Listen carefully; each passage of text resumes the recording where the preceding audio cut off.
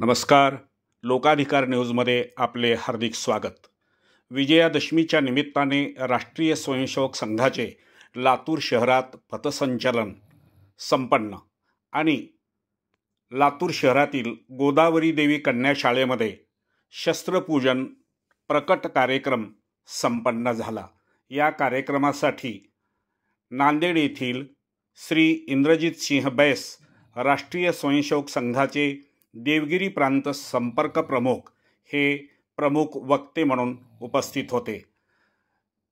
हा विजयादशमी उत्सव संपूर्ण कार्यक्रम लोकाधिकार न्यूजच्या दर्शकासाठी आम्ही दाखवत आहोत. अतिशय उत्साही वातावरणामध्ये हा कार्यक्रम संपन्न झाला. वजन नियंत्रित राहतं, हृदयरोगापासून बचाव होतो,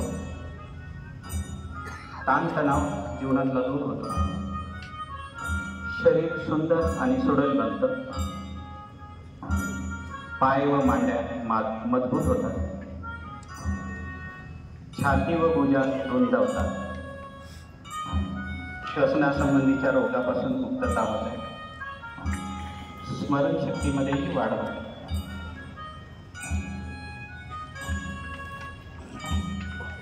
राष्ट्रीय स्वयंसेवक संघाचे स्वयंसेवक नित्य शाखेमध्ये अशा पद्धतीचे दंडयोग प्रात्यक्षिक करत असतात.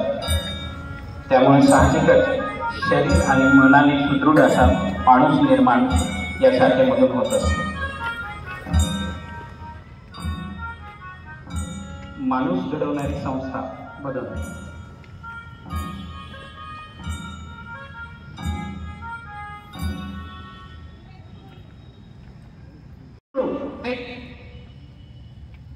दो तीन चार दैनंदिन शाखेमध्ये 6 असे व्यायाम केले जातात. यातून सर्व स्तरावर तंदुरुस्ती 10 11 अशा व्यायामामुळे वजनामध्ये घट होते. 14 15 ताणतणावापासून मुक्ती होते. व्यायाम योग प्रकार 2 करू असे व्यायाम योग दैनंदिन शाखेमध्ये केल्यामुळे रोगप्रतिकारक शक्ती वाढते. 5 6 7 8 9 10 11 12 शारीरिक कृती 13 सजगतेने होते. 14 व्यायाम केल्याने 15 बदल आपल्या शरीर व्यायाम योग प्रकार 3 करू 1 2 शरीराचा लवचिकपणा वाढतो. 4 5 6 शरीरासोबत मनाची एकाग्रताही अशा व्यायाम योगाने वाढत असते. 9 दैनंदिन 10 नित्य शाखेमध्ये 11 व्यायाम केले. 12 तर शरीर आणि 13 स्वयंसेवक घडतो. 14 15 बदल व्यायाम योग प्रकार 4 करू 1 2 3 4 5 6 7 व्यायाम योगाला सर्वांग सुंदर व्यायाम 9 10 यामुळे सर्व स्तरावर तंदुरुस्ती येते. 12 13 14 मध्ये साहजिक 15 स्तव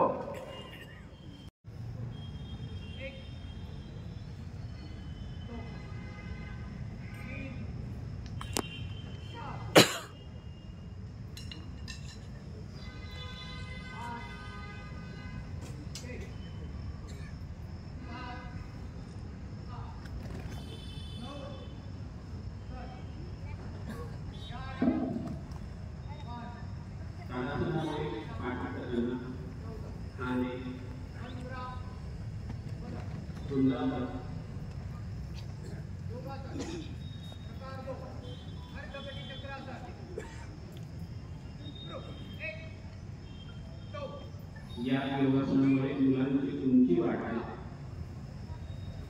आणि सवयी होतो, रक्तप्रवाह सुरळीत होतो, वाताचा त्रास जर कुठल्या स्वयंसेवकाला असेल तो कमी होतो. कमरेच्या व पाठीच्या स्नायूंची लवचिकता वाढते, ताकद वाढते, कार्यक्षमता वाढते. या आसनामुळे खांदे व छातीचा विस्तार होतो. पाय, उदर, मणके, खांदा यांना शक्ती प्रदान होते. हे आसन थायरॉइड ग्रंथींना सुद्धा उत्तेजित करतात. पाठीच्या खालच्या दुखण्यापासून आराम मिळतो.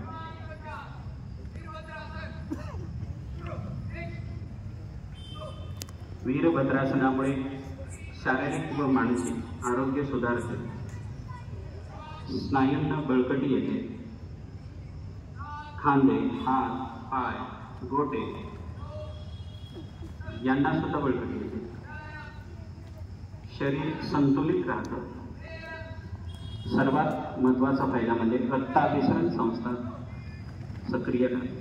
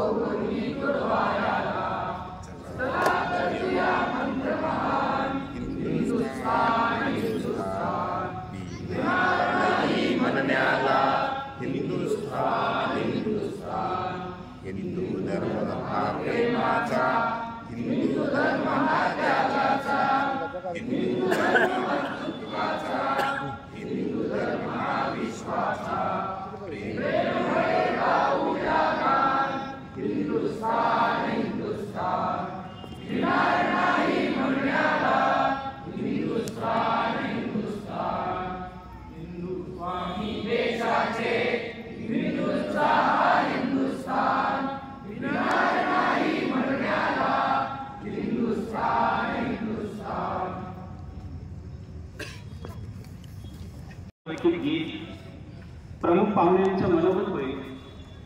वक्त्यांचं मार्गदर्शन होईल. प्रार्थना आणि प्रार्थनेनंतर बी पिरियडची आज्ञा आल्यानंतर कार्यक्रम संपन्न होईल.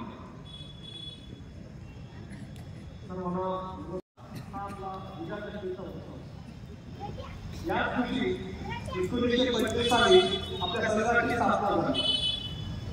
आज संघ स्थापनेस 90 वर्ष पूर्ण आहे आणि आपण शताब्दी वर्षामध्ये पदार्पण करीत आहोत. या पार्श्वभूमीवर आजचा हा उत्सव अत्यंत महत्त्वपूर्ण आहे. या दिवशी प्रभू रामचंद्रांनी रावणाचा वध केला. म्हणजे राक्षसी आधर्मी प्रवृत्ती संपवून विजय उत्सव साजरा करण्याचा हा दिवस. आज ही धर्मा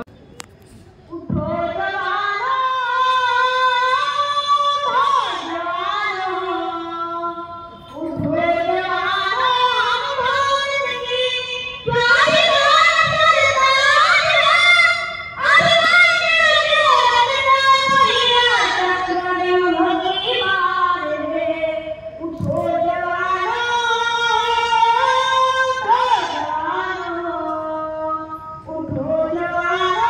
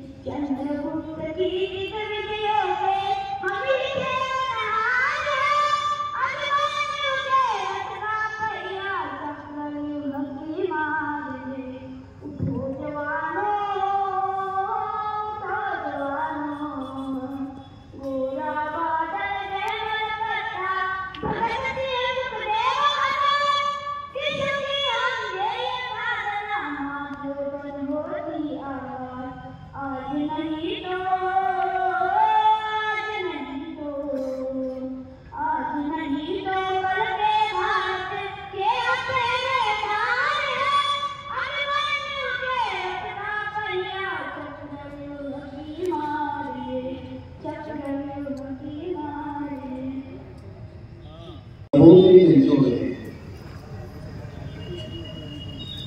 मला असं फील होतं की ती जबाबदारी स्वयंसेवक, म्हणून या कार्यक्रमात सहभागी होताना हा मोठा आनंद आहे की आता जे आपण कविता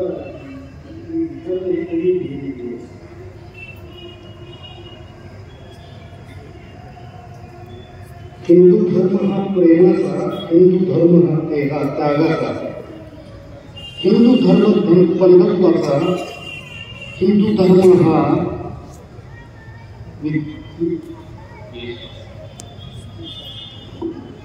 प्रेमाने गावे हिंदुस्थान हिंदुस्थान हिंदुस्थान. जसं सांगण्यात आलं की 1925 साली संघाची स्थापना झाली. 99 वर्षे या गोष्टीला झालेली आहेत. हेगडेवार साहेबांनी स्थापना केली. तर मला वाटतं की जबाबदारी त्यावेळेसपासून आपल्यावर टाकली. म्हणून असं माझ्या मनात जेव्हा मी या कार्यक्रमाचं अत्यंत बारकाईने जेव्हा मी त्याच्यात सहभाग घेत होतो आता आल्यापासून,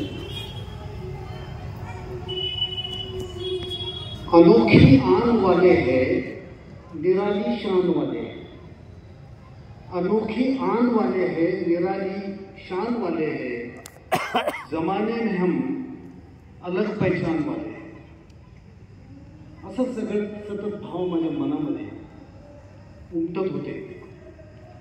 आणि मग फील झालं मला की मुस्कुराहट का कोई मोल नहीं होता, मुस्कुराहट का कोई मोल नहीं होता, रिश्तों का कोई तोल नहीं होता, वैसे तो लोग मिल ही जाते हैं हर मोड़ पर, आपके जैसा अनमोल और कोई नहीं. असं सगळे हे भाव, वेगळे वेगळे भाव माझ्या मनामध्ये उमटून गेले. कालच्या भाषणाचा जरूर मी इथं उल्लेख करू इच्छितो. जे प्रमुख आहेत RSSचे आदरणीय मोहन भागवतजी सर, त्यांनी या बदलत्या परिस्थितीमध्ये एक शब्द वापरला, अल्टरनेट पॉलिटिक्स. अल्टरनेट पॉलिटिक्स हा शब्द त्यांनी वापरला आहे. आणि त्यांनी संबोधित असं केलं की डॉक्टर बाबासाहेब आंबेडकरांची अराजकताची व्याख्या केली होती, त्यांनी तो मुद्दाम उल्लेख काल केलेला आहे. मी ज्यावेळेस या गोष्टीचा ज्यावेळेस विचार केला कालच्या या वाक्याचा, अल्टरनेट पॉलिटिक्स काय,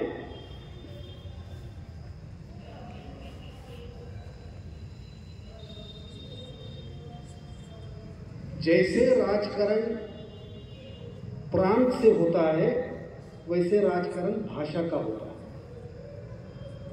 जैसे राजकारण पंथ का होता है वैसे राजकारण संत का होता है, जैसे राजकारण भक्ति का होता है वैसे राजकारण शक्ति का होता है, जैसे राजकारण पोथी का होता है वैसे राजकारण ढंग का भी होता है. आणि काहीच जर उरलं नाही तर शेवटी राजकारण जातीचं. हा अल्टरनेट पॉलिटिक्सचा अर्थ होतो, जो अराजकतेकडे घेऊन जातो समाजाला. मला आज हा संपूर्ण शिस्तप्रिय कार्यक्रमात जे सहभागी स्वयंसेवक झालेले आहेत, स्वयंसेवक हा शब्द मला अतिशय आवडतो. स्वयंपणानं ॲक्सेप्ट केलेली सेवा देण्याची प्रवृत्ती म्हणजे स्वयंसेवक असं मला वाटतं. कार्य निश्चितपणे मातृभूमीच्या सेवेचं आहे. एक गोष्ट निश्चितपणे मी सांगू इच्छितो की कोई डॉक्टर आपको सेहतमंद नहीं बना सकता, कोई भी जिम वाला आदमी आपको पतला नहीं बना सकता, कोई भी शिक्षक आपको इंटेलिजेंट नहीं बना सकता, कोई भी गुरु आपको राह नहीं दिखा सकता, कोई भी अमीर इंसान आपको अमीर नहीं बना सकता. सभी लोग सलाह देते हैं, मेहनत आपको खुद को करनी है. हे महत्वाचं लक्षात ठेवायचं. मी जास्त वेळ आपला घेणार नाहीये. माझा परिचय संघाशी मी खूप लहान असताना,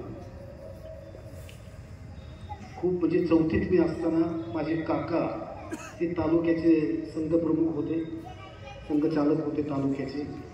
त्यांच्यासोबत जाण्याचा मला योग आला आणि मला वाटतं जे काही यश मी मिळवलेलं आहे संघानं शिकवलेल्या शिस्तीमुळं मिळालं. माझे सगळे विद्यार्थी जे ते जाणतात, मी कोणालाही 1 मिनिट देखील वाट बघायला लावत नाही आणि मी स्वतःही 1 मिनिट कोणाची वाट बघत नाही. जाताना शेवटी एकच भाव मी व्यक्त करतो, नदी ने कुएं से पूछा, नदी ने कुएं से पूछा तेरी औकात क्या है, कहा मैं और कहा तुम. कुएं ने नम्रतापूर्वक हाथ जोड़ के कहा, प्यासा तेरे पास आता है. तू प्यासे के पास, नदी को कहा कुएं ने, तू प्यासे के पास जाती है, प्यासा मेरे पास. तुम ऊपर से नीचे जाती हो, खाली हो जाती हो, मैं नीचे से ऊपर आता हूं, मीठा हो जाता हूं. हिंदुस्थानवर प्रेम करणारा, मातृभूमीवर प्रेम करणाऱ्या माणसानं हे कधीही विसरू नये. शेवटी विजय आपला आहे. धन्यवाद. परम पूजनीय भगवान ध्वज, माननीय विभाग संघचालक जी, माननीय जिला संघचालक जी, माननीय शहर संघचालक जी, आज के लातूर शहर के विजयादशमी उत्सव को प्रमुख अतिथि जो हमें प्राप्त हुए, डॉक्टर साहब, उपस्थित नागरिकगण, वंदनीय मातृशक्ति, आदरणीय पत्रकार एवं आत्मीय स्वयंसेवक दल,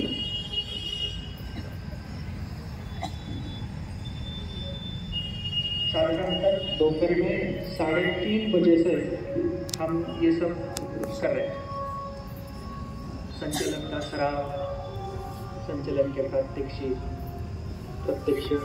संचलन, उसके बाद में यहाँ के उत्सव में हमने जो नियोजन था उस नियोजन को तरह से जो भी नियमित चीज़ें थी उस तरह से किया.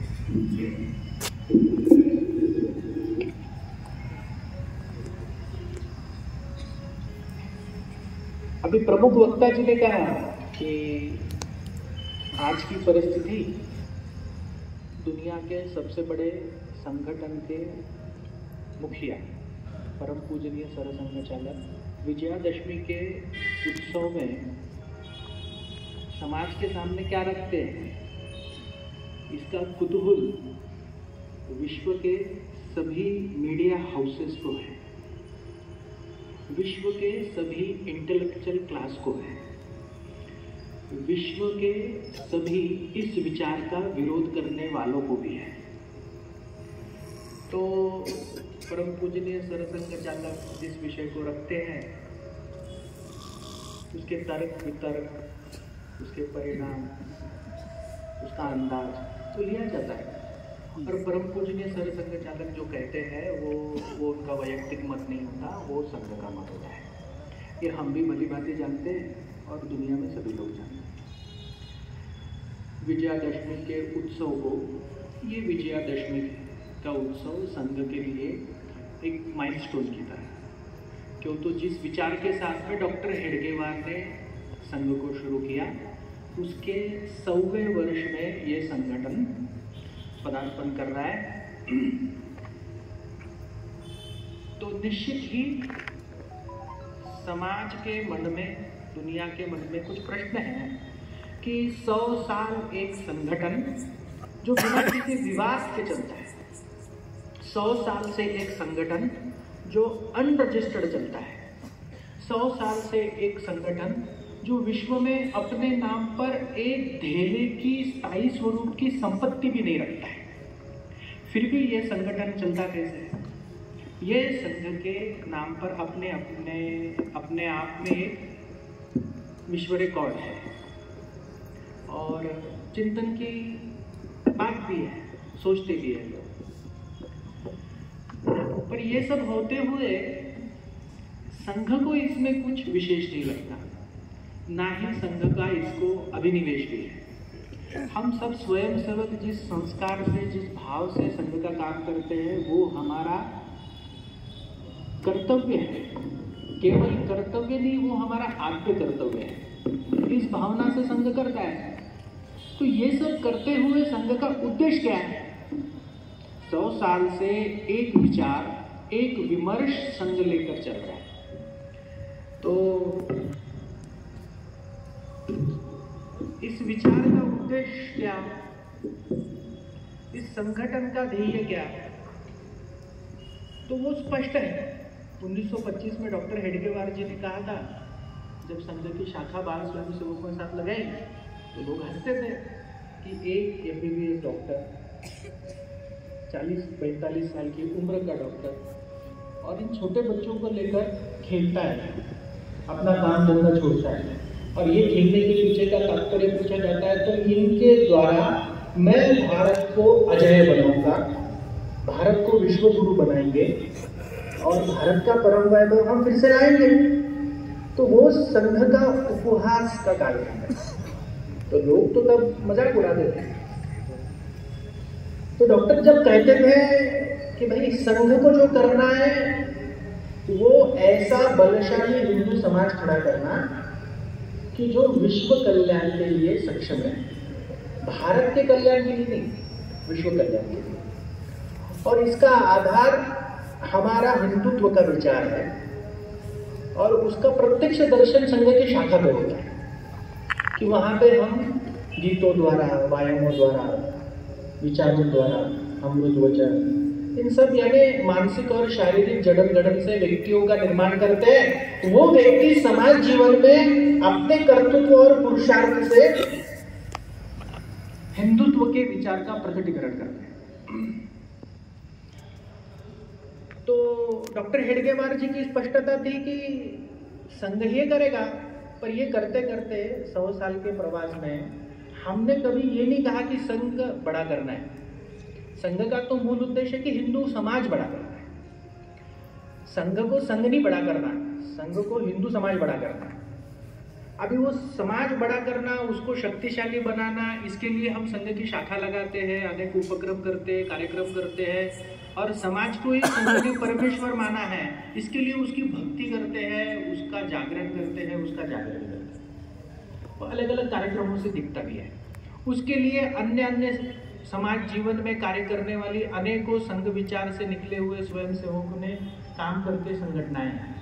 विद्यार्थी जीवन में काम करने वाली विद्यार्थी परिषद है, संतों में काम करने वाली विश्व हिंदू परिषद है, विज्ञान क्षेत्र में काम करने वाली विद्या भारती है। ऐसे राष्ट्रीय स्तर के 36 संगठन संघ की प्रेरणा से काम करते हैं और समाज जीवन में हिंदुत्व का विचार दृढ़ करने के लिए, स्थापित करने के लिए और उसको पूरी ताकत से उस ध्वजा के परचम को ऊंचा उठाना, जिससे विश्व कल्याण का संदेश जिस संस्कृति ने दिया, उस संस्कृति का मापदंड फिर से दुनिया के सामने रखकर विश्व शांति की पहल करना।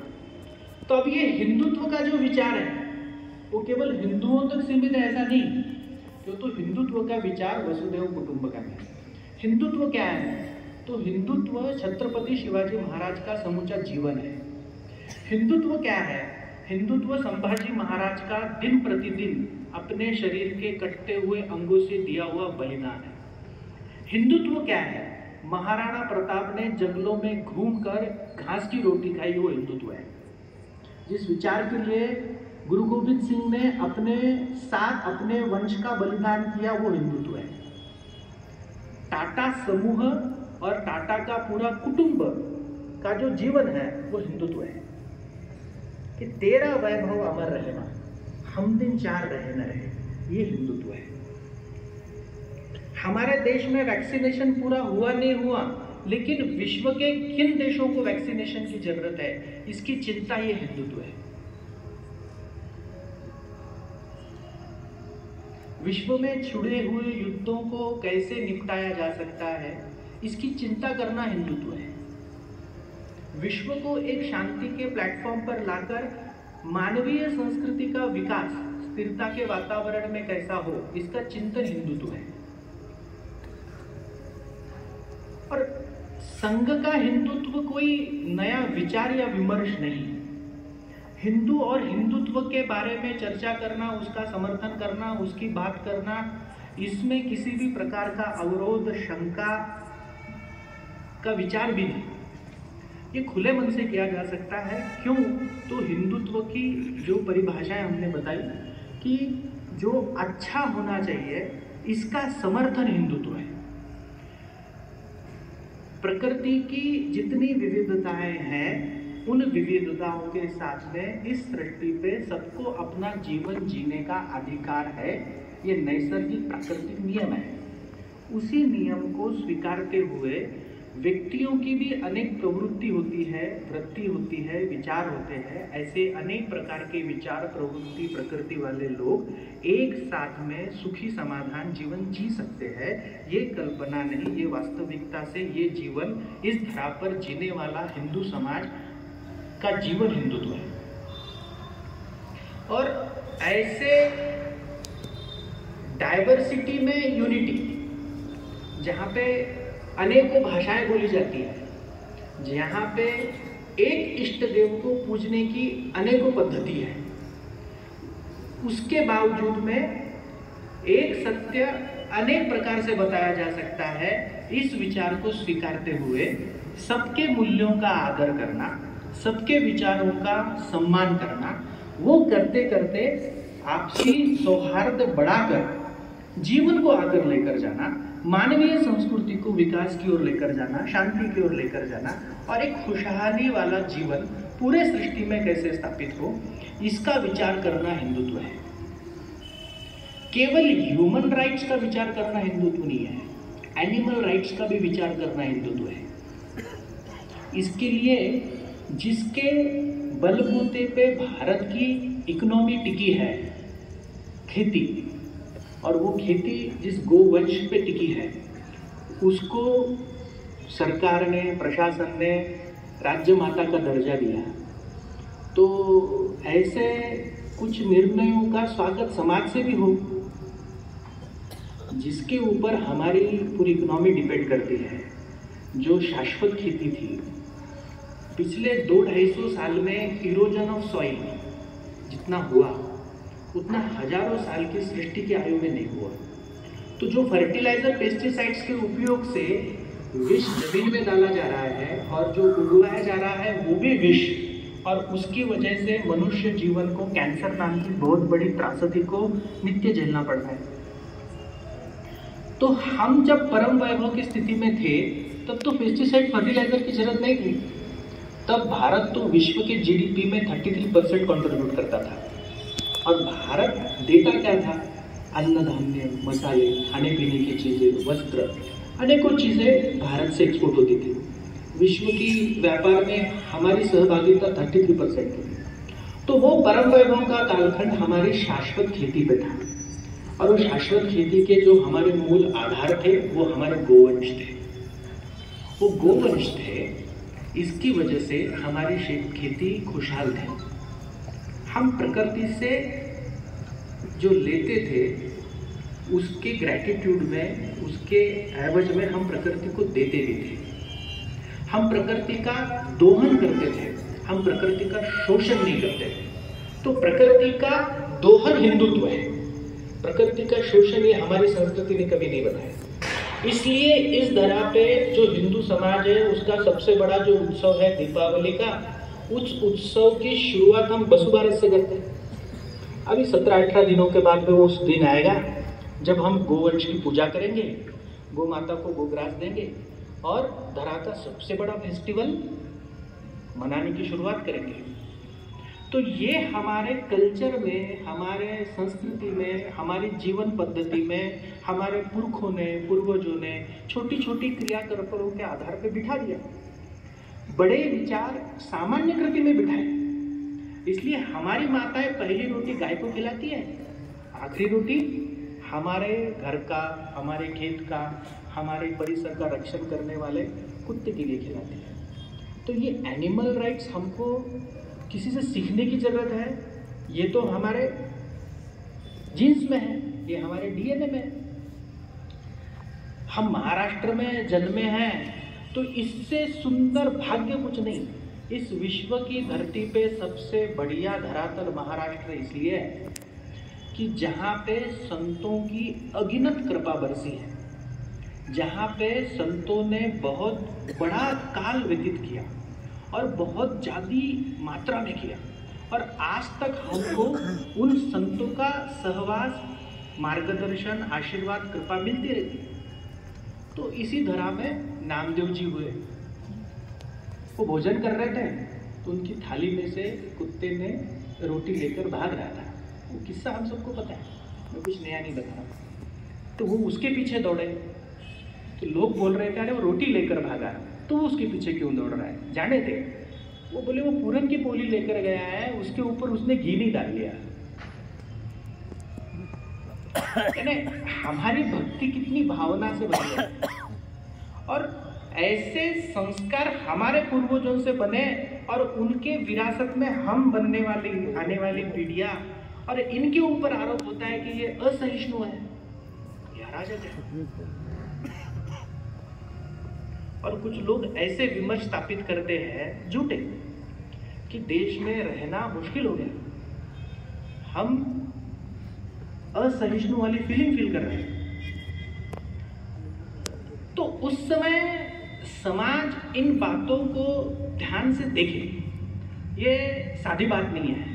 क्यों तो अभी युद्ध के प्रकार बदल गए, पहले के जैसे प्रत्यक्ष में युद्ध होते नहीं है, अब युद्ध ये विचारों के हैं। जैसे हम शब्द सुनते हैं, नेरेटिव के वार है, विमर्श है, शब्द बदला। विमर्श क्या? एक विचार जिसको प्रस्तुत करने के बाद में उसका समर्थन, उसका विरोध देखना, उसका आकलन करना और उस विचार को हल्के हल्के समाज जीवन में स्थापित करना, और स्थापित करते करते उसको व्यक्तियों के एक समूह को प्रदर्शित करने के लिए, स्थापित करने के लिए उग्रता तक लेकर जाना, ये विमर्श है। तो विमर्श विचार हो सकते हैं। तो विमर्श क्या है? तो हमने क्या कहा कि वसुदेव कुटुंबकम, ये विमर्श है, भारत का विमर्श है कि सारी सृष्टि हम कुटुंब मान के चलते हैं। तो ये सकारात्मक विमर्श हो गया। हमारा विचार जो मानेंगे वो हमारे साथ रहेंगे, उनको जीने का अधिकार है। जो हमारा विचार नहीं मानेंगे उनको मरना ज्यादा योग्य है। ये कट्टरता का विमर्श है, ये नकारात्मक विमर्श है। तो आज विश्व में जो जंग है वो इन्हीं विचारों की है, और इन विचारों की बैटलफील्ड क्या है? तो इन विचारों की बैटलफील्ड के सेंटर में भारत है, उसका कुरुक्षेत्र भारत बना है। ये युद्ध भारत ने नहीं चुना, ये युद्ध हिंदुओं ने नहीं चुना, उस युद्ध ने हिंदुओं को चुना, उस युद्ध ने भारत को चुना। और जब उसने वो चुना तो हमने उसको चुनौती बोल के स्वीकार किया। तो भारत का जीन्स और उसका डीएनए चुनौतियों को स्वीकार करता है, और उसको चुनौती बोलकर हमने स्वीकार करने के बाद में जो चीजें हम रखते हैं, हम करते हैं, हम जिसका विचार करते हैं, तो हमने तो कभी कोई चीजें किसी पे थोपी नहीं। अटल बिहारी वाजपेयी जी की बड़ी एक सुंदर कविता है। वो कविता की पंक्तियां है कि होकर स्वतंत्र मैंने कब चाहा कर लूं जग को गुलाम, मैंने तो सदैव सिखलाया करना अपने मन को गुलाम, गोपाल राम के नामों पे कब मैंने अत्याचार किए, कब दुनिया को हिंदू करने घर घर में नरसंहार किए, कोई बतला दे मैंने काबुल में जाके कितनी मस्जिदें तोड़ी। भूभाग नहीं शत शत व्यक्ति का हृदय जीतने का मेरा निश्चय, हिंदू तन मन हिंदू जीवन, रग रग हिंदू मेरा परिचय। ये हिंदू है जिसने विश्व को शांति का संदेश दिया। परम पूजनीय डॉक्टर अंबेडकर ने जिस विचार का स्वीकार किया, उस भगवान बुद्ध की मूर्तियां बाम्बियान में फोड़ने का कारण क्या? यूनिसेफ का वर्ल्ड हेरिटेज पर कट्टरपंथी विचार आने के बाद में उनका पहला कृत्य एक्सप्लोजन लगाकर, बॉम्ब लगाकर बाम्बियान में वर्ल्ड हेरिटेज की भगवान बुद्ध की सबसे बड़ी मूर्तियां गिरा दी। ऐसे भगवान बुद्ध की जिसने विश्व को शांति का संदेश दिया। तो ये घटनाएं हमारे जीवन को आज प्रभावित कर रही है, और जैसे आकर्षण सज-धज के आते हैं, वैसे षड्यंत्र भ्रमित स्वरूप में आते हैं। मारीच स्वर्णिम हरण के रूप में आएगा। भगवान कृष्ण को दूध पिलाने राक्षसी ने वेश बदल दिया है। तो आज के विमर्श, ये वेश बदल के आया है, सामान्य व्यक्ति को भ्रमित करने आया है। यानी विवेकानंद जी का हिंदुत्व ये है और ये हिंदुत्व कुछ और है। यानी एक हिंदुत्व हार्ड है और एक हिंदुत्व सॉफ्ट है। तो हिंदुत्व हिंदुत्व है और हार्ड एंड सॉफ्ट कैसे?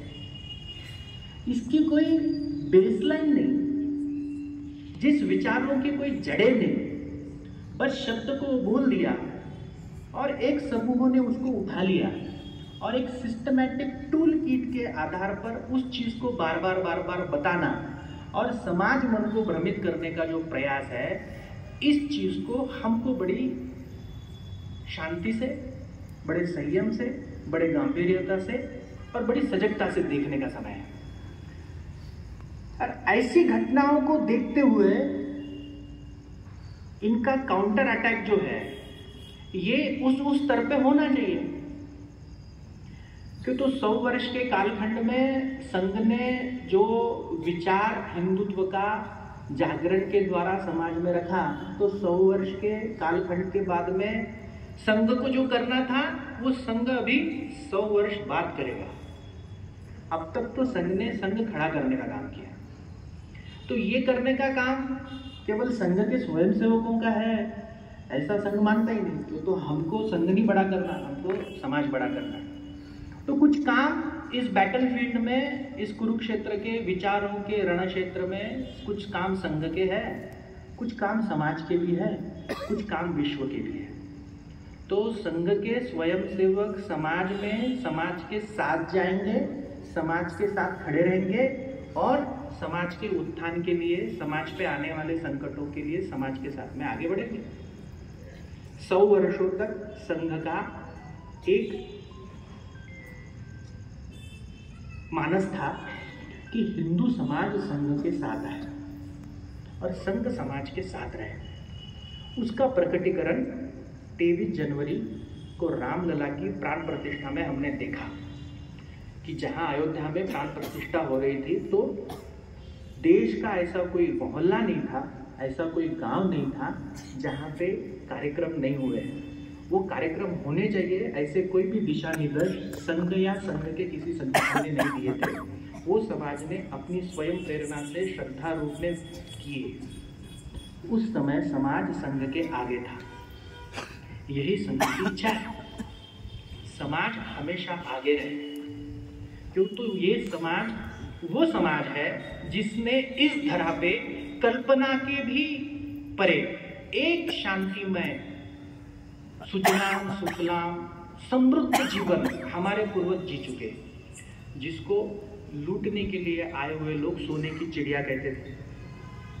एक इतना अच्छा जीवन, एक संस्कृति जीवन जीती थी जिसकी कल्पना भी इस तरह पे कोई करता नहीं था, वो हमारे पूर्वज जी चुके। और वो जीवन वो जिए, जिन मूल्यों पे जिए, जिन आदर्शों पे जिए, जिन परंपराओं पे जिए, जिन विचारों पर जिए, वो शाश्वत है। क्यों? तो इनके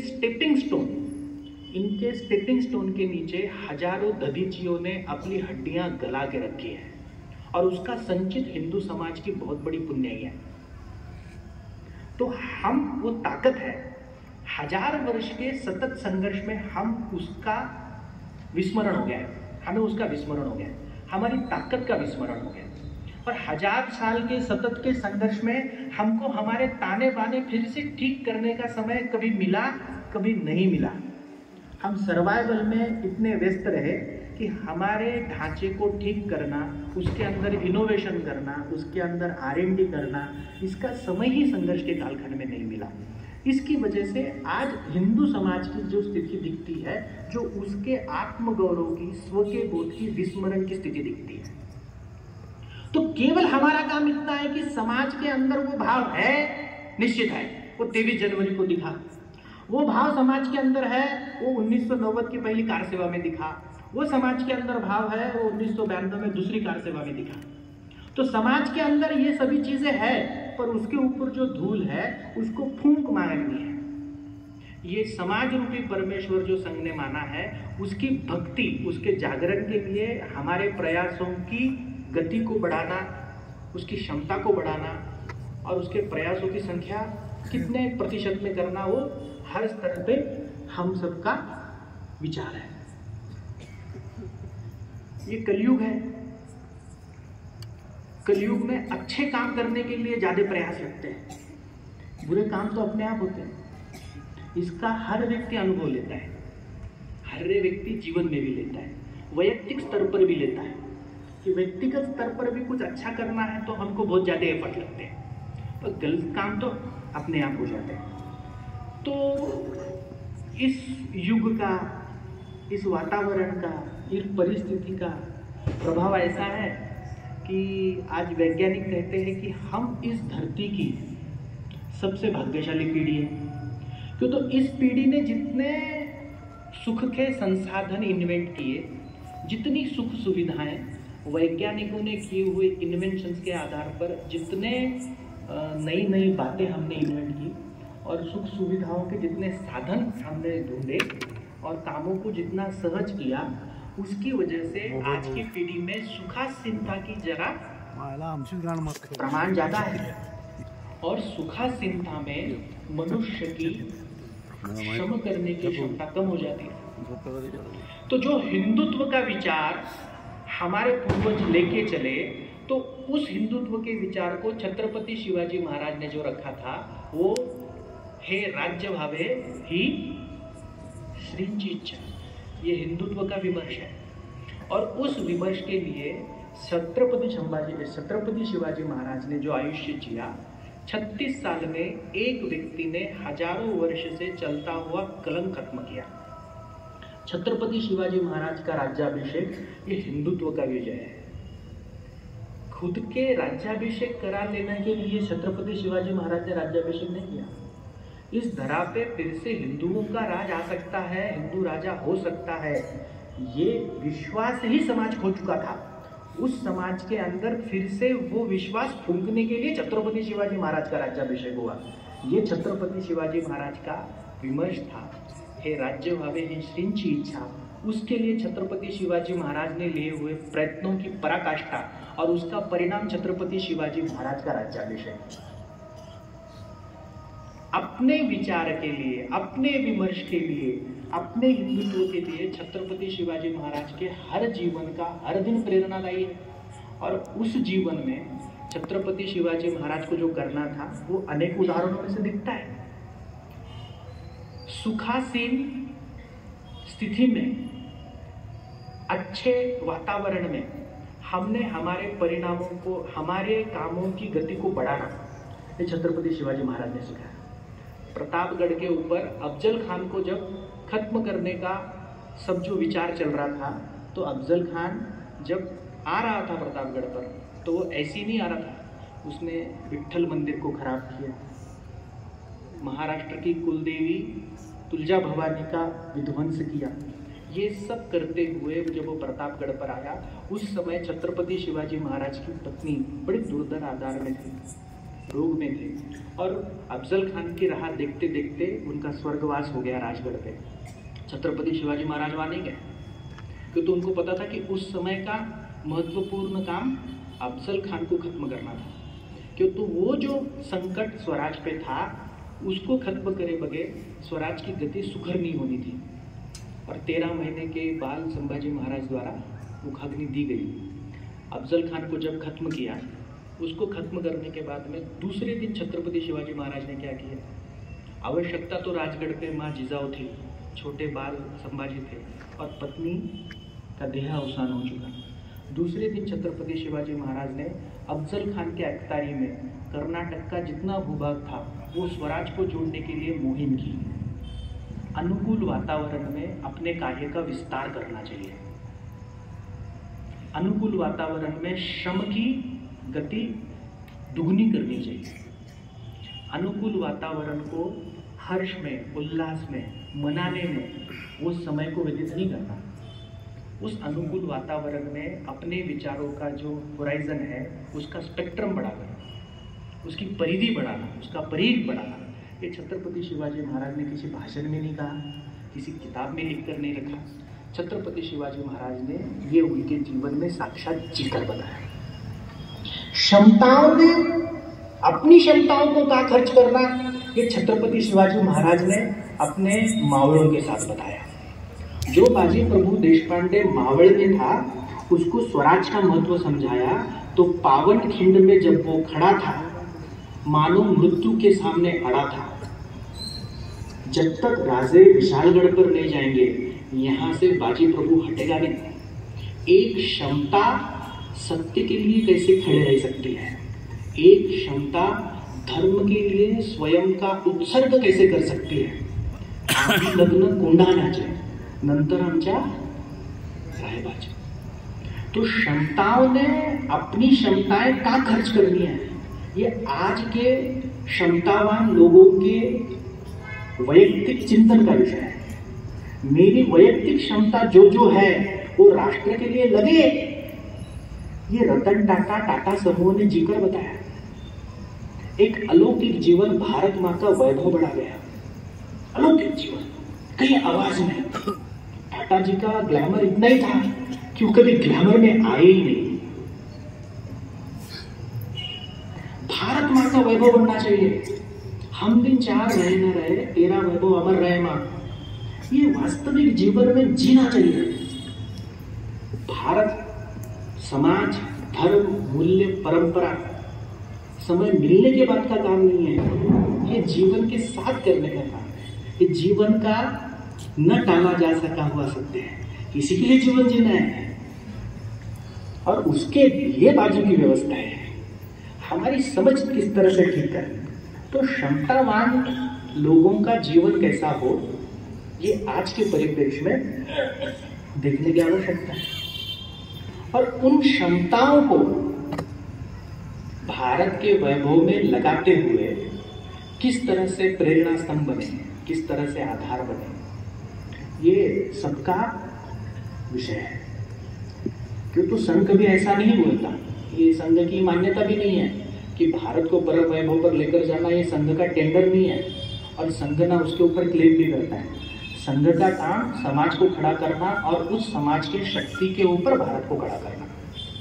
तो समाज के साथ में संघ समाज से जुड़ने का प्रयास करेगा। समाज से अपेक्षा है कि समाज भी संघ के साथ जुड़े। संघ की किसी बात से ना भी जुड़े तो भी अपने अपने स्तर पर जो योग्य है, जो आवश्यक है, उस दिशा में आवश्यक प्रयत्न करें। और एक बलशाली राष्ट्र खड़ा करना है तो हम जहाँ पे खड़े हैं, जो हमारी गली है, जो हमारा मोहल्ला है, वही हमारा भारत है। ये भावनाओं को हमारे मन में रखकर उस जगह को, उस परिध को, उस क्षेत्र को हम कैसे सुजलाम सुफलाम कर सकते हैं, कैसे सुरक्षित कर सकते हैं, कैसे सक्षम कर सकते हैं, कैसे समृद्ध कर सकते हैं, कैसे एक विचार में बांध सकते हैं, इसका विचार करेंगे तो पूरा भारत अपनी अपनी जगह पे सक्षम रहेगा। और भारत के विकास की गति बढ़ रही है, इसीलिए ऐसी चुनौती सामने आ रही है और ये चुनौतियां और आएंगी, गति से आएंगी। क्यों? तो जिनकी दुकानदारियां बंद हो रही है, भारत के विकास से विश्व के बहुत बड़े अर्थतंत्र को धक्का लगेगा। तो भारत कहता है कि सब मेरे पास नहीं आना चाहिए, वो सबको मिलना चाहिए, और जो हमारे पास आएगा हम वो बांटते भी हैं। हमने ये संस्कार हमारे बच्चों को बचपन से दिए कि पूजा के बाद में हमारा बच्चे को प्रसाद बांटने इसलिए लगाते हैं कि पूरा प्रसाद सबको बांट, जो बचेगा वो तेरा, पहले तू प्रसाद ले फिर बांट। ऐसा नहीं कहते, हम कहते हैं सबको जो बटेगा उसके बाद जो बचेगा वो तेरा। तो ये मानवता का विचार कुछ साम्राज्यवादी केंद्रों को नहीं भाता। क्यों? तो सबके विचारों के साथ में अच्छे से जीवन जीना, ये किसी दुकान बंद करेगा, वो सभी तो पूरी ताकत से उनकी दुकान बंद ना हो इसके प्रयास करेंगे। तो ऐसे वक्त पे पूरा भारत और उसको जोड़े रखने वाला जो समाज है वो पूरी ताकत से खड़ा है, ये जरूरी है। गुरु गोविंद सिंह के 2 बच्चे जिनकी उम्र 12-13 साल से कम थी, वजीर खान ने जब जिंदा चुनवा दिया दीवार में, तो हमारे संघ की शाखा में डॉक्टर साहब हम गीत गाते हैं कि वो उसने कहा कि आप धर्म परिवर्तन कर लो तो मैं तुमको छोड़ दूंगा। 12 साल के नीचे की उम्र बच्चे थे, तो हम संघ की शाखा में गीत गाते हैं कि गरज के बोल उठे थे गुरु गोविंद के बच्चे, उम्र में थे अगर कच्चे, धर्म ईमान के पक्के, गरज के बोल उठे थे, सिंह मुख खोल उठे थे, कि हमारी लाश बोलेगी, निकलती सांस बोलेगी, हमारे धर्म की जय, गुरु ग्रंथ की जय। तो उसके बाद में जो फरमान निकला कि इन बच्चों का अंतिम दाह कोई करेगा नहीं, इनके खड़े में कोई खड़े रहेगा तो उसका ठीक नहीं। तो टोडरमल जैन नाम का एक सदन व्यापारी सामने आया, उसने वजीर खान से डील की और उसने कहा कि भैया देखो अंतिम संस्कार तो करना पड़ेगा, आप इसका मार्ग बताओ, आप इसकी डील बताओ। तो उसने कहा इनके अंतिम संस्कार के लिए जितनी ज़मीन तुझे चाहिए उतनी ज़मीन के ऊपर सोने के सिक्के बिछा दे। तो उसने बिछाए। जिस गुरु गोविंद सिंह ने अपने पूरे वंश का बलिदान जिस समाज के लिए किया, जिस संस्कृति मूल्यों के लिए किया, उनके बच्चों के अंतिम संस्कार के लिए टोडरमल जैन ने जो किया, उस एक कृत्य से टोडरमल जैन ने बता दिया कि क्षमताओं ने खर्च कहाँ होना चाहिए, कैसे होना चाहिए, कितना होना चाहिए। महाराणा प्रताप को अकबर के खिलाफ काम करने के लिए भामाशाह सामने आया और उसने जो रसद दी उसके आधार पर 17 बार अकबर हल्दी घाटी से निकलकर चला गया। 17 बार कोशिश की, महाराणा प्रताप को आधा भारत देने का लालच दिया, पर महाराणा प्रताप ने घास की रोटी खाई, उस आमिष को नहीं पकड़ा।